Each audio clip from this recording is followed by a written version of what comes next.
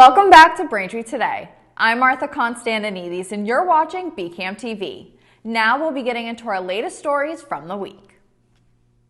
On Tuesday, March 1st, Boston public health officials voted unanimously to drop the indoor mask mandate in the city.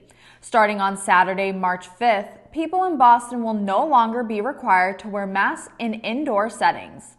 The mandate being lifted doesn't affect requirements that people wear masks on public transportation, at airports, on buses and trains, and in healthcare settings. While the mask mandate is being lifted, the BPHC is recommending masking indoors if you are at high risk for severe illness or if you will be around people who are. Following the news, Boston Mayor Michelle Wu said in her press release, quote, "I'm grateful that our city is ready to take this step in our recovery, thanks to the hard work and commitment of residents keeping our communities safe over many, many months," end quote. While the city's indoor mask mandate will expire this coming Saturday, Mayor Michelle Wu said Boston plans to continue mask wearing protocols in city schools.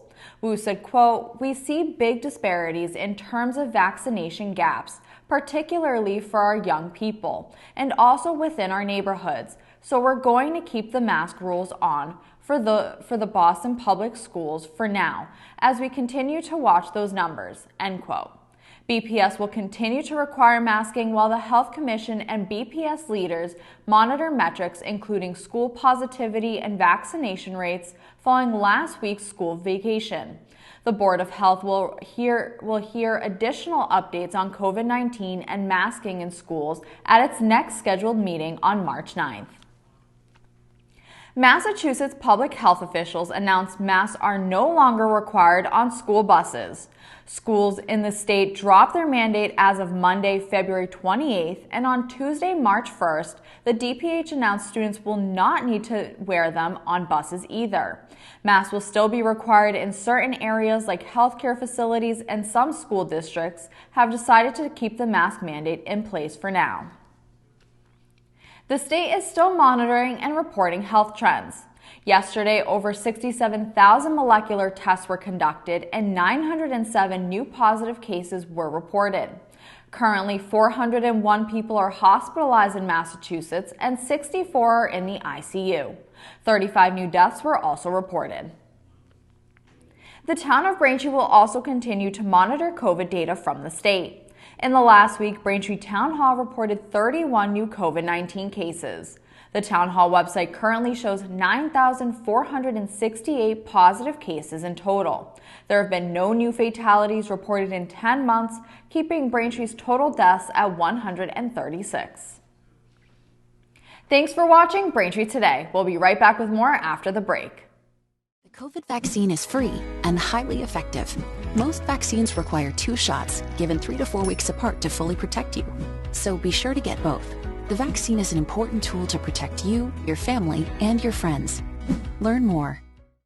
Welcome back. This spring, MBTA service changes will be in effect to support ridership across the system. Changes will include continuing to preserve access and quality of service for transit-critical communities, provide sufficient service for returning riders and increase travel, accommodate riders who are returning to in-person school or work, and supporting new travel patterns and behaviors. Bus service changes will also be in effect starting Sunday, March 13th, and the new schedules will be posted in early March. For more information about bus, subway, commuter rail, and ferry service changes in the spring, you can visit www.mbta.com/service changes. The annual Boston Marathon is scheduled for Monday, April 18th, which lands on Patriots' Day. This is the first marathon to be held on the traditional date since 2019. Dozens of Braintree residents will be taking part in this year's Boston Marathon, with the town having 23 representatives ready to go for the April race. One Braintree native, 22-year-old Sarah Burke, says she decided to run this year for those who can't. Sarah said for much of her life, she has seen cancer impact her family. In 2012, she lost her mom to breast cancer. Then in 2015, her grandmother died after battling uterine cancer.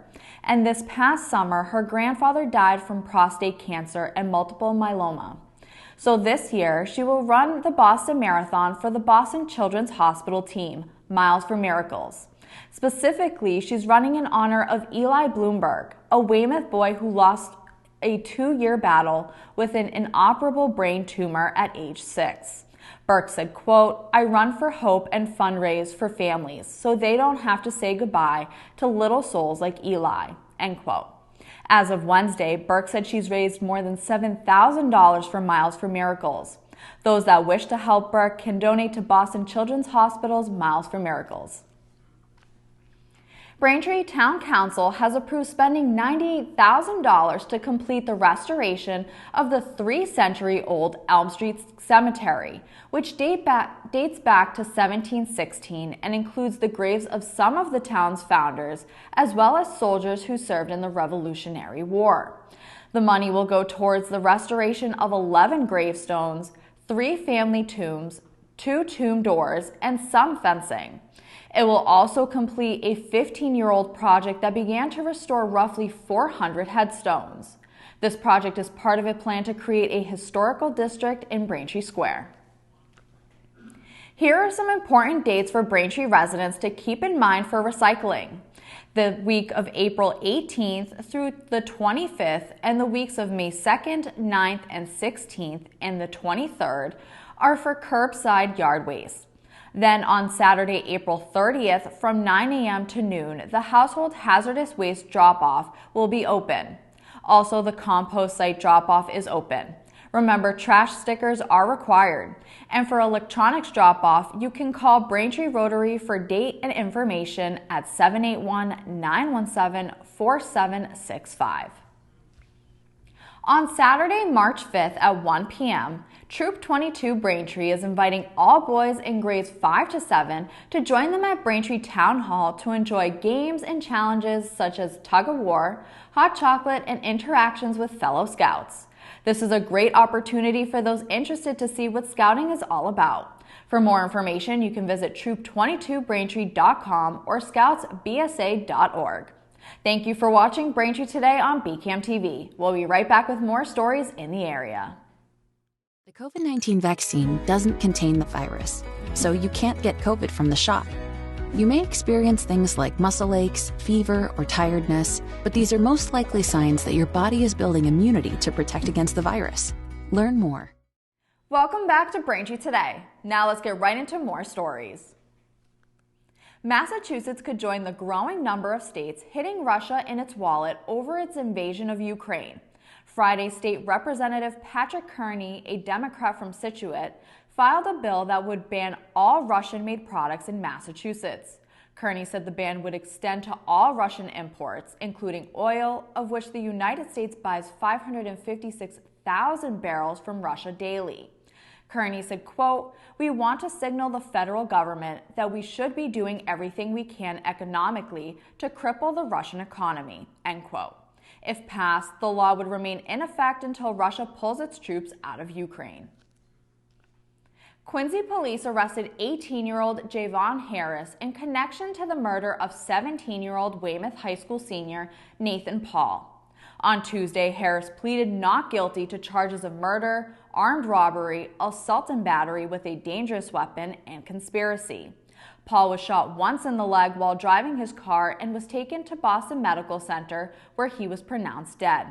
Phil Burr of the Norfolk County District Attorney's Office accused Javon Harris of being part of a group that conspired to lure Nathan Paul to the Germantown neighborhood on February 15th with a plan to buy marijuana vape cartridges from Paul with fake money and then rob him.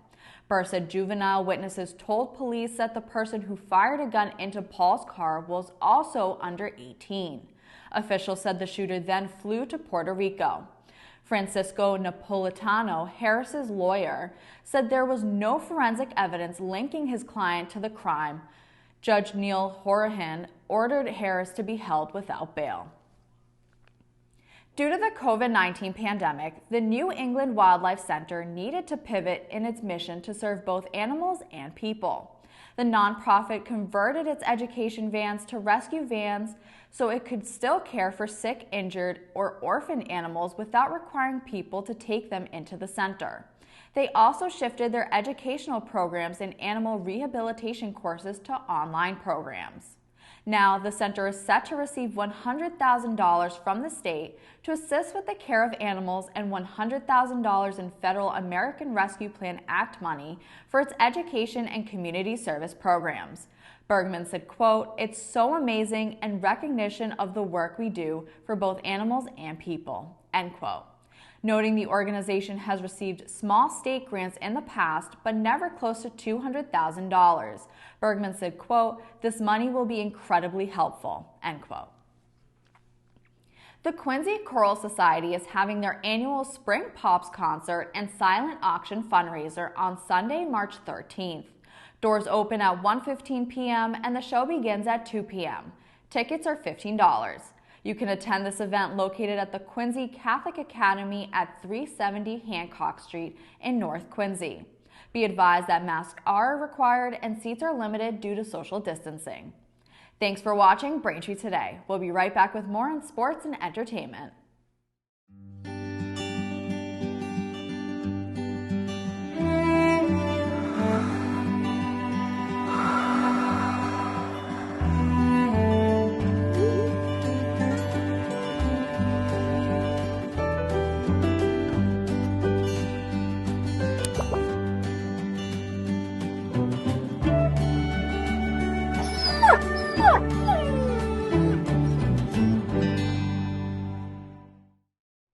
Welcome back to Braintree Today. Braintree High School winter sports teams are involved in tournament play. The girls' basketball team and both the boys' and girls' hockey teams are all in postseason action this week. We wish them all well, and you can catch all of the action right here on BCAM TV. Now in entertainment, the 2022 Oscars are just around the corner, and nominations were announced on February 8th. If you haven't taken a peek yet, here are some suggestions of the most overlooked portions in the 3 shorts categories, which include animated, live action, and documentary. First up for animated shorts is Affairs of the Art, directed by Joanna Quinn, which tells the cheeky story of a working-class Welsh housewife at the height of her artistic powers. Beryl's obsession with drawing dominates the entire household, apart from her husband Ivor. Every member of the family is addicted to something from drawing to screw threads and pet taxidermy. Affairs of the Art is a strange yet heartwarming celebration of one family's peculiar obsessions. Affairs of the Art will be available beginning March 22nd.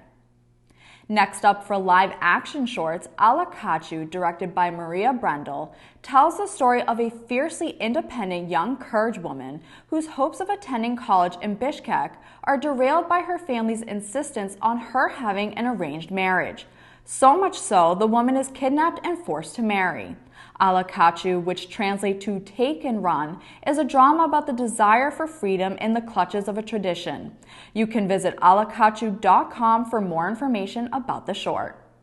And finally, for documentary shorts, When We Were Bullies, directed by Jay Rosenblatt, follows the filmmaker's decision to track down his 5th grade class and 5th grade teacher to examine their memory of and complicity in a bullying incident 50 years ago. In the film, they discover their most prominent memory is of the day they and 24 peers attacked a vulnerable classmate on the playground at PS 194 in Brooklyn. The incident infused such intense guilt in Rosenblatt, he was compelled to understand why he and other participants were still impacted by it 50 years later. You can find more information about When We Were Bullies on jrosenblattfilms.com. Oscar-nominated shorts will be available on video on demand via iTunes, Amazon, Verizon, and Google Play beginning March 22nd. For more information and to find all the Oscar nominations, you can visit oscars.org along with shorts.tv/theoscarshorts. That's all we have for news today. Thank you for watching Braintree Today and BCAM TV. I'm Martha Constantinides. Stay safe and we'll see you next time.